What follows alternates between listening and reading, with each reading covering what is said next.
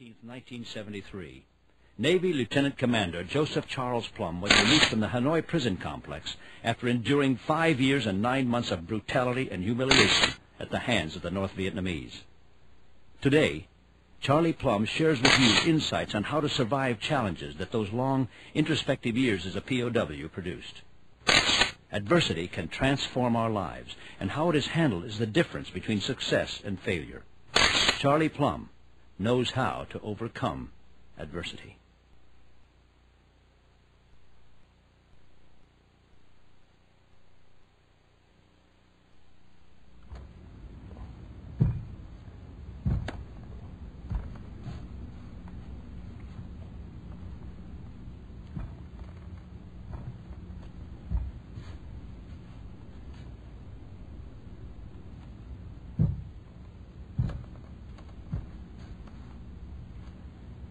The prison cell that I was in Vietnam was 8 feet long and 8 feet wide, exactly the size of this riser that I'm standing on.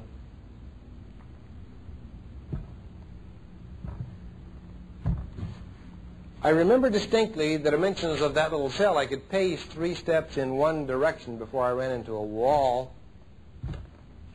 Then I had the opportunity of turning around and pacing 3 steps the other way.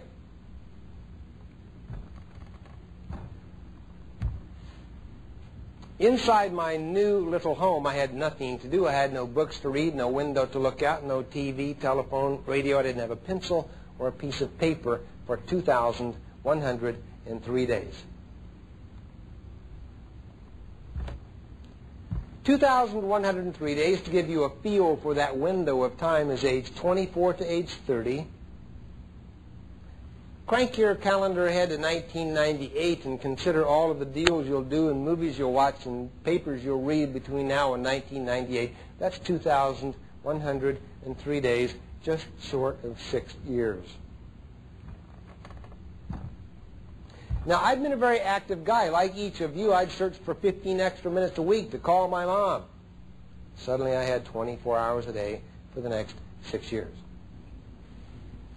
I'm describing this scenario to you somewhat semi-dramatically, excuse the dramatics, but I think the most value I can be in your life, the most value I can be whether you're in the customer service business or the accounting business, or whether you're a new hire or an old-timer, whether you work for American Cellular or BMI or Bell South, the most value Charlie Plumb can be in your life is to invite you into this little cell. I'd like to ask you for the next few minutes to try your best to smell the stench of that 2-gallon bucket over there in the corner I call my toilet. I'd like for you to try to feel the baking heat of a tropical summer in a tin-roof prison cell 10,000 miles from the good life. I'd like for you to try to taste the salt in the corners of your mouth from the sweat and the tears and the blood. Not that you'll ever be a prisoner of war, God forbid. But if I do my job, you'll see where some of the same kinds of challenges you and I have every day, at the office, at home, with the customers, with the kids, the same challenges we face daily are the challenges that I faced in that prison cell. And more importantly, your response to the challenge, if you're going to succeed, has to be the same recipe of responses I used over there just to survive.